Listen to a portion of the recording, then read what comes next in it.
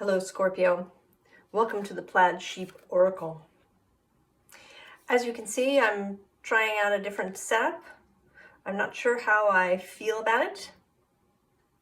Has some advantages and some disadvantages. You get to see the whole spread the way I do, but I do feel a little constrained space-wise. And while I, personally, when I watch a reading, I really love it when I can see all the cards. It's also true that as a reader, there is some enjoyment in the revelation of each card. But anyway, we're going to see how it goes. And I think that there is a way in which it's related to your reading. So for this round, I've been pulling a card from this Artist's Way Creativity deck. And The Artist's Way is a book written by Julia Cameron, and it's meant for recovering, reigniting, revivifying one's creativity. Whether you think of yourself as an artist or have an artistic profession or not. As humans, we all have capacity for creativity, and I think a need for creativity. Your card is this creative recovery card, and these are all quotes from the book. We've all heard that the unexamined life is not worth living, but consider too that the unlived life is not worth examining. The success of a creative recovery hinges on our ability to move out of the head and into action.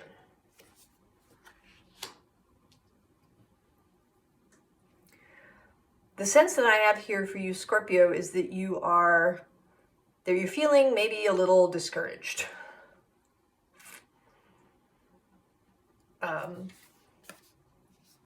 We start here with this hummingbird, and right below it is this Holy Mountain card. And I have this image of this bird sort of struggling, perhaps, to reach the top of the mountain. Or to, I don't know if it's an actual story or if I'm only finding it in Terry Pratchett's books. But this sort of image of a mountain and a bird that comes and sharpens its beak on the mountain and wears the mountain away. And that it would take a really long time for the mountain to wear away if that's what you were doing, right? Or, like trying to move a mountain with a teaspoon. So that is the sense that I have, right? This hummingbird seems to be straining to get there. And then at the bottom of the deck is this drum, which today feels like an unknown factor. Like there's this beat, this drumming that is happening that maybe you don't hear it. And I'm associating it here too with this beloved, with this heart, right? Like the drum is the beating of a heart, beating of your heart.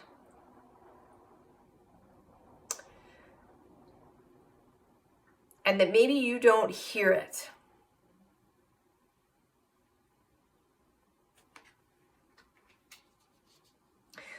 So then we have both this blade and this arrow, both with a sense of action, but a little bit different. This blade card has this moon cycle happening in front of it. And that feels a little bit like, right, action that has to be taken at the right time.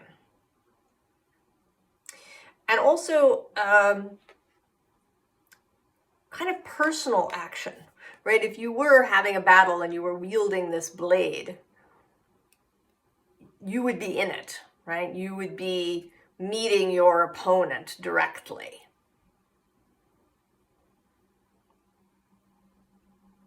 If you were fighting with this, right, as a blade. Whereas the arrow, right, has this sense of distance. Also a sense of tighter specificity. So there's something both about personal close action, perhaps action that continues. You know, if you were in a contest with someone and you had your staff with the blade on it, whereas the arrow, right, is something that's fired at a single target and then that's it.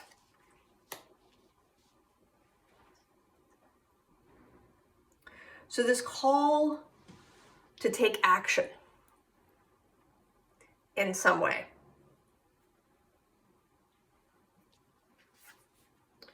And maybe in both ways. And then this Pachamama. And she often looks rather sad to me. And today she looks sad. And I think that she is you. That this is, right, a I don't know, a funk. That's a little frivolous. Right, there's this sense of, I don't know, that you're almost covered over by all of these things. That, you know, it's almost like you're being covered over, being buried. That eventually, you know, all of this will cover over your face completely.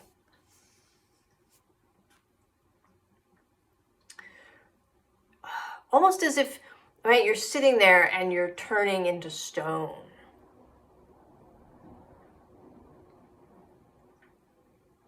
Because you've sat there for too long.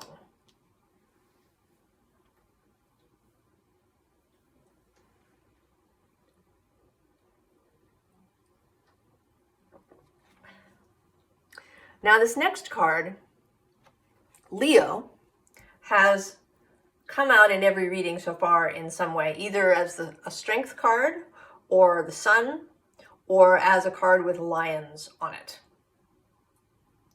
So this Leo thread, and Leo is, I think, the zodiac sign that people think of when someone says creativity, especially in a public context.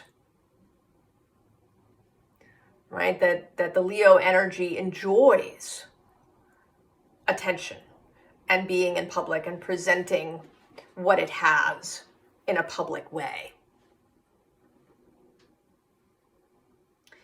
So there is, right, there is something here. There is an ask for you to come out, kind of, to make something visible to others. And this doesn't have to be in a public context, right? It doesn't have to be about you, I don't know, posting your art online or presenting your project to the whole world. This could be, amongst your friends. A friend of mine emailed me this TEDx talk by Malcolm Jamal Warner about vulnerability and being vulnerable. And he talks in it a little bit, maybe I'll stick it in the description, about, sort of behaving differently in different situations because you want, some situation to last. You don't want to screw it up. So you behave differently. But then, of course, you feel bad because you're not being yourself. And I think you want, with this Knight of Cups below, I think you are really wanting to share your cup with others. And the basis of this, at the bottom of this deck, is the Eight of Swords. So you're up in your head about it. And here with this Nine of Wands, there's also this sense of exhaustion. Right? It's like I'm saying, hey, Scorpio, you know, you should go out and do something. Be public. Right? Use your strength. And you're like, what? I'm here, right? I've made it through all these wands. I'm exhausted. I'm tired. I feel like I've done all the things.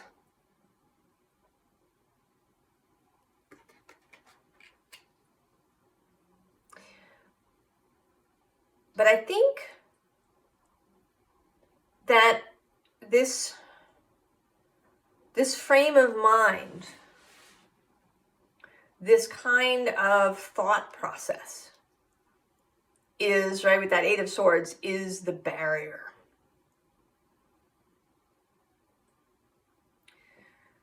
If you're in a state of belief that you're in this, right, you're in this Nine of Wands, you, right, are striving somehow to the top of the mountain and you have to do it all yourself, and you're so exhausted and maybe fed up with things in some way, that all of this is the resistance. I know, and it's really annoying, believe me. I do, I know.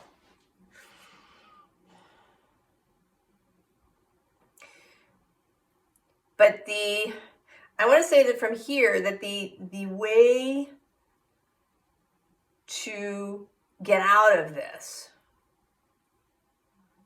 is to find a way to let it go. To make peace with where you are. Right? You are where you are. Things are as they are, right? Like trying to, right, perseverating about that, maybe going over in your mind all the ways that what happened that got you here.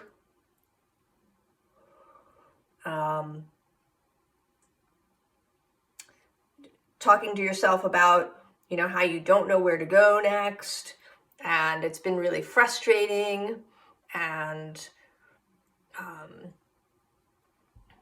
you don't know where help is going to come from, right? All of this stuff just serves to perpetuate that. Where if you make peace with where you are and say, well, I'm here, right? It's not my ideal, but I'm here, and that's okay. Where do I want to go from here? Right? Just kind of release all of these wands. Right? Just turn your back and walk away from all of them. And move, right, into this, right? That will allow the wheel to spin. Because at the moment when it's as if by hanging on to this wand that you're holding onto, you're like, it's like it's stuck in the wheel. And the wheel cannot turn. Circumstances that you want cannot arrive when you're gripping this past. And especially if you're being very self-critical about it. So if you can, right, if you can make peace with where you are, then the wheel can spin, right? You can pass, you can release this Three of Swords.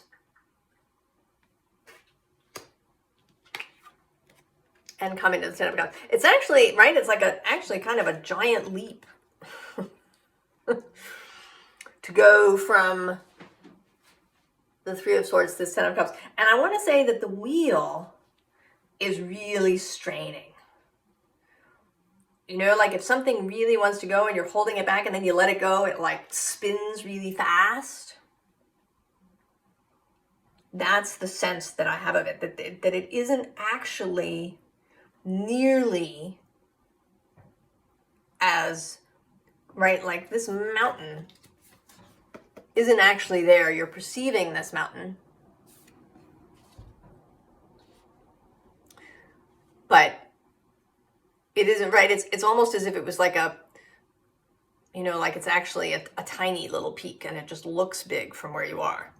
Or, you know, that there's this really easy pass right through and you just can't see it at the moment. Right? There's something about your, right, perceiving the mountain and perseverating about the mountain and talking to yourself about the mountain and how horrible the mountain is and how difficult it will be to get over the mountain that is keeping you over here. And then when you can release that, then the change will happen fast and it will be, right, you will be able to kind of go from this very difficult place to a very easy place.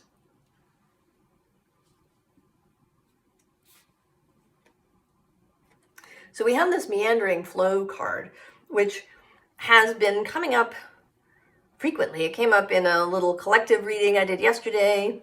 It's come up in my personal readings. And I think we want, even Scorpio, I mean, you as a sign, as an energy, are known for liking complexity and nuance and wanting to go deep and do all these things. But we all still live in this modern world where we've kind of become used to things happening fast. If you're old enough to remember dial-up,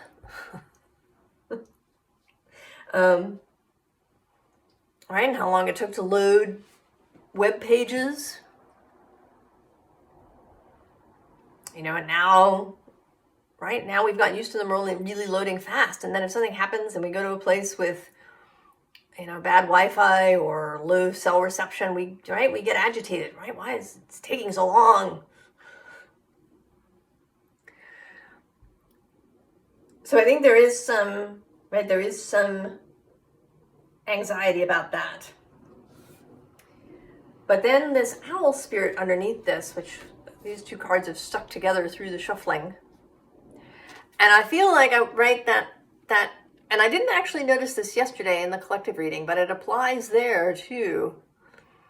This owl is coming up behind this person. And owls have this feather arrangement that means their flight is really silent. Right? They move silently through the darkness so that, right, their prey doesn't hear them coming. They just swoop in. So this person has no idea that this owl is like right there. And actually this card below here too, the dragon with power. Right? This person is sleeping and doesn't know that the dragon is there. So there is something about, right, about you're not seeing. You know, all you're seeing is the difficulty. The bottom of the deck is this bear spirit healing, which has also been coming up in a lot of readings. There's something about allowing the healing,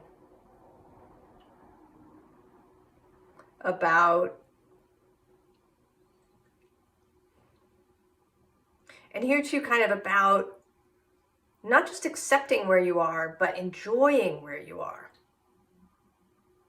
Right? She's out in the snowfall. It might be really cold, but she's enjoying being out there.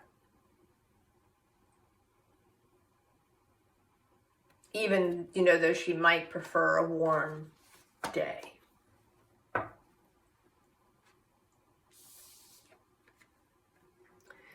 And then this maple spirit, generosity.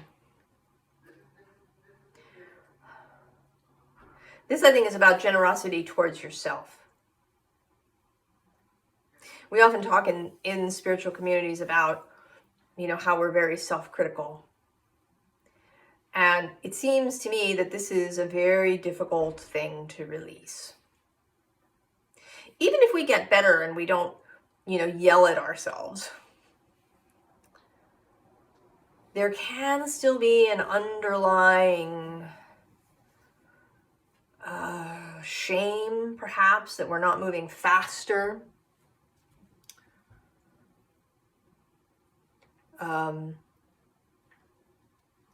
That we should be beyond this now.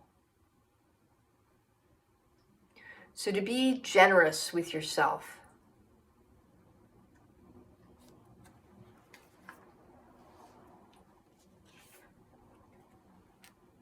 Right? And then manifesting dreams. And with the otter here, the otter always, feels very playful to me. Right? That otters are, spirits of playfulness. So that if we get too serious, we get too, maybe focused on the size of the mountain. When what's really wanted is to have fun.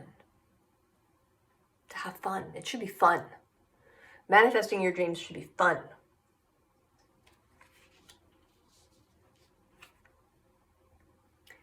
And then with this ancient oak spirit, we have a repeat of strength.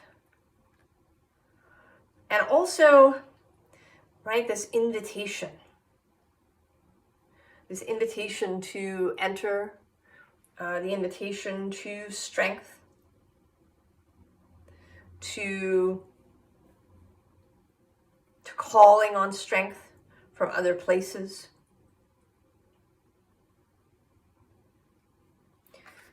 Often we ask our guides for answers or for clarity.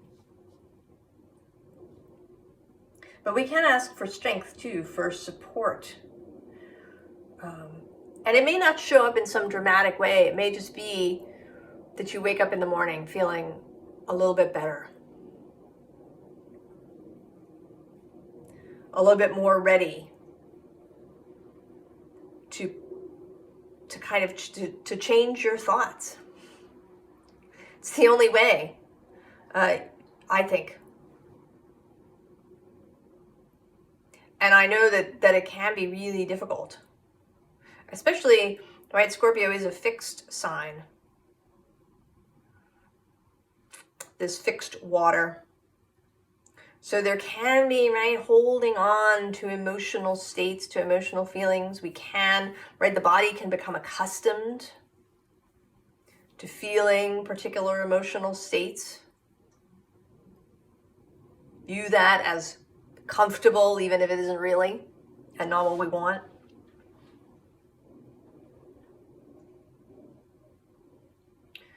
And allowing that to be true. And then turning your thoughts. Every time, the pivot. We have Sleeping Beauty's dream. So this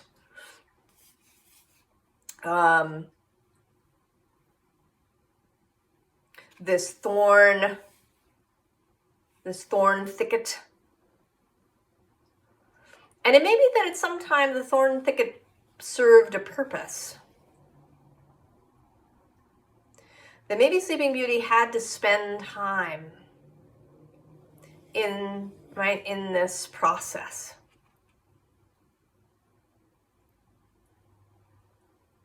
That there was learning, there was some kind of expansion that could only occur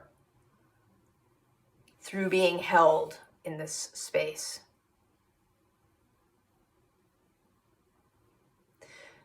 Maybe to find, right, her pure nature, which is the card underneath.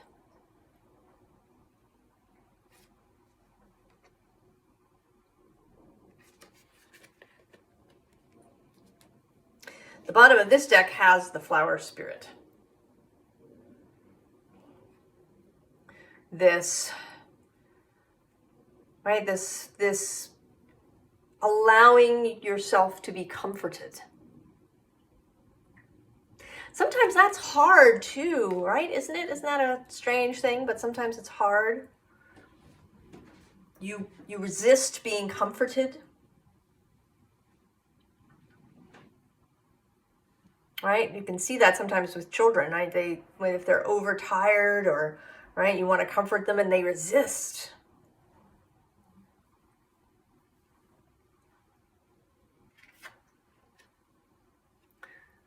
So, perfect key. What is the perfect key, right? To let your heart out of this cage.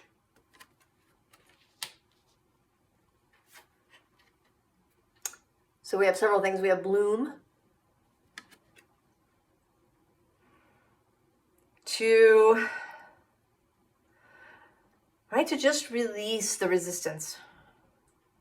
I kind of feel like she, that maybe all of her hair was really tightly bound to her head, and she just released it to fly. If you have had long hair, and maybe if you've worn it back tightly in a ponytail or braid, that it can feel really good, right, to release that.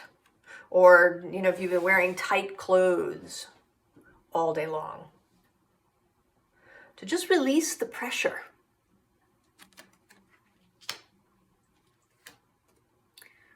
Right, with those sunny days, maybe, right, like you're taking a little break. Just, right, to stop the efforting. Just for a little bit.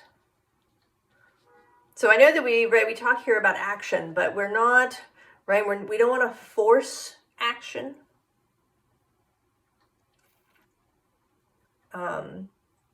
We don't want to do it out of obligation because we feel like we have to.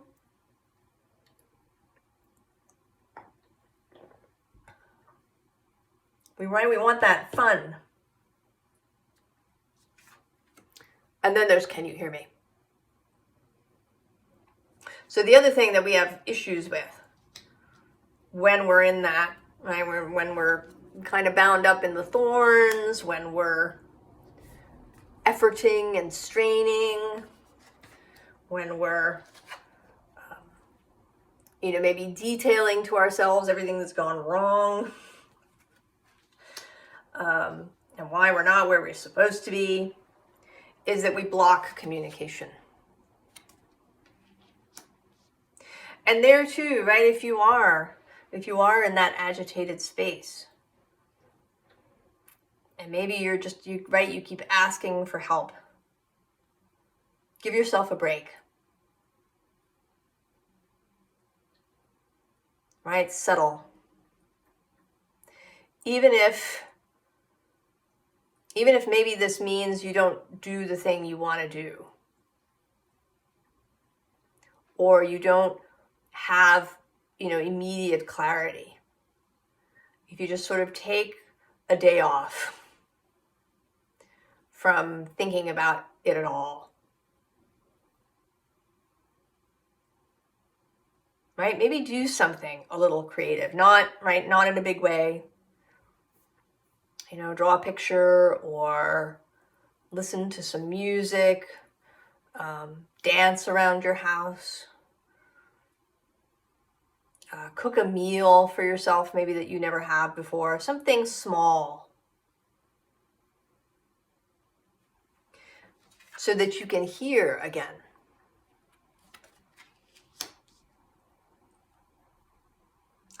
Advice, and we've already had some, but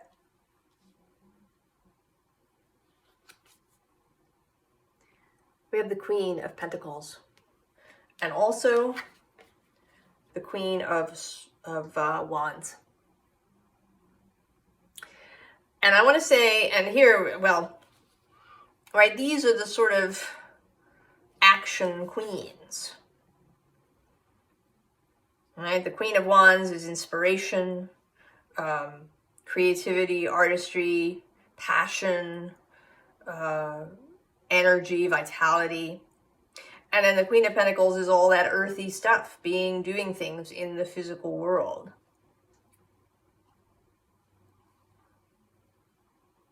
And here, right, she's a bride here, so there's a commitment aspect to the Queen of Pentacles.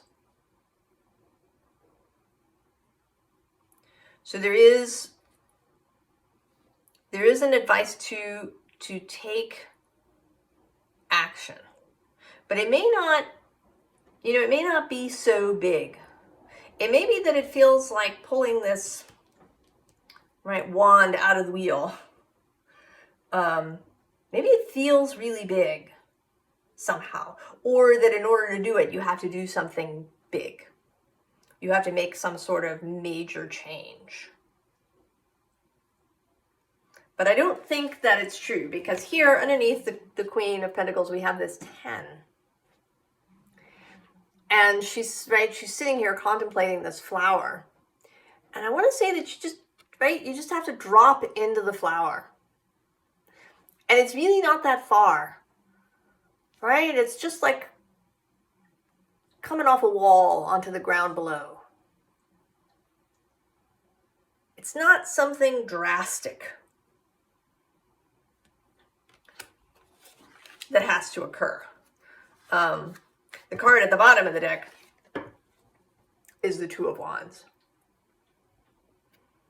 Right? It's kind of more, which here is definitely a crossroads.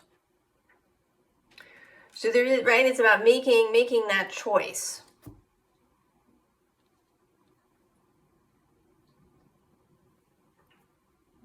To do, right, like a small action that is a pivot from what you've been doing before. And it may be, right, that the action is completely sort of unrelated. I don't know, perhaps if you've been trying to grow a business and it's really felt like a slog and it's not happening and you're doing all the things, then maybe the action that you take is something completely different. It could be going and visiting somebody, or, it might be engaging in some sort of creative process that's different from your business.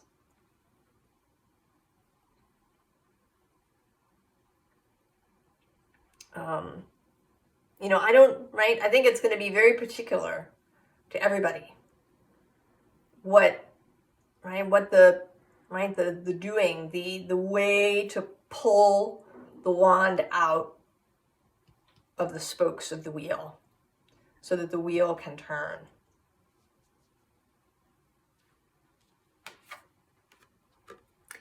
And we have this Six of Cups with these hairs. And this card generally doesn't feel like the past to me. It also feels like kind of gentleness, like emotional balance, and perhaps like taking care of yourself. And maybe, letting somebody else take care of you as well, if that is something that's available for you.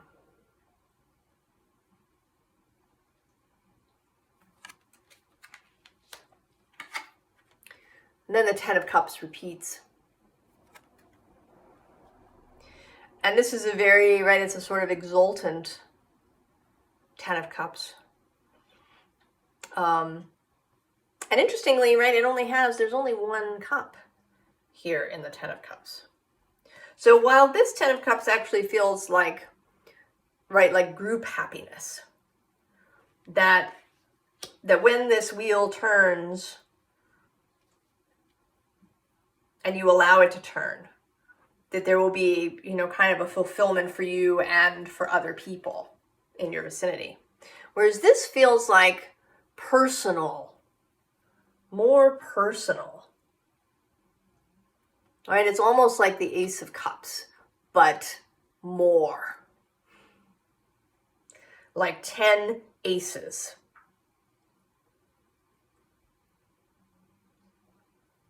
And to allow yourself to have that. Even if there may still be critical thoughts saying somewhere inside of you about how, right, maybe you don't deserve it because you haven't reached some place.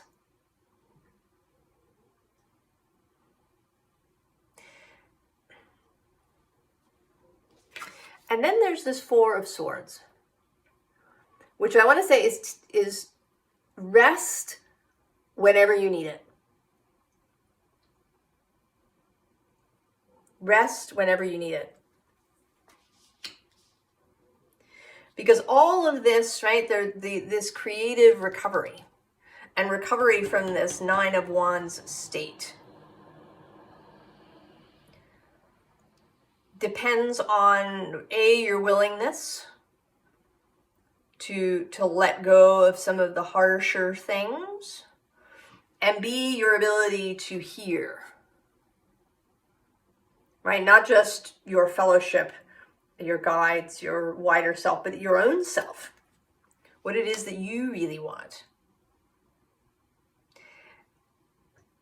And I'm just noticing, and I'm going to say it, I don't really have a meaning for it exactly, but maybe it will mean something to you, that these 4 cards are 3, 4, because this is 40, 5, and 6.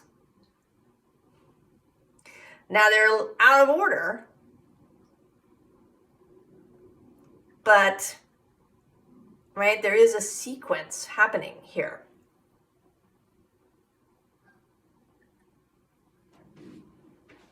And it may be, if I do want to interpret it, that this 3, which comes first, is perhaps this first action that maybe doesn't have anything to do with anything else. It's like you're just going to fire an arrow. And, you know, maybe you've been standing there with the arrow and the bow pulled back. And you've been standing there so long that your arm is trembling. And you haven't known where to shoot this arrow, and you've attached enormous importance to where the arrow goes, so that you are kind of terrified about releasing it into the wrong space. I'm going to say to let go, and just let the arrow go wherever it's going to go. If it's the wrong way, it's just one arrow.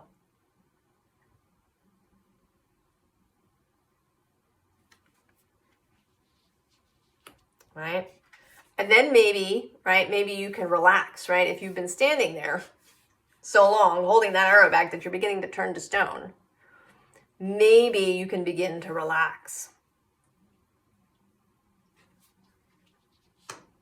And when that happens, you may be able to hear the beating of your heart, right? The sound of that drum. That is the call just to yourself.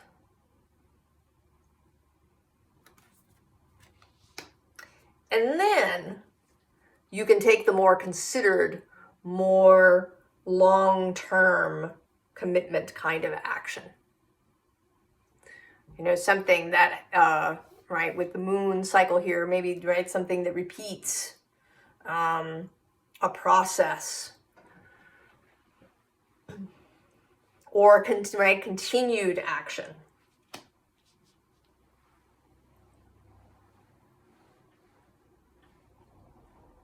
So Scorpio, just allow yourself to relax, to let the arrow fly, even if it goes right completely into the bushes away from the target. So that you can pull this wand out of the spokes of the wheel that's trying to turn in your favor.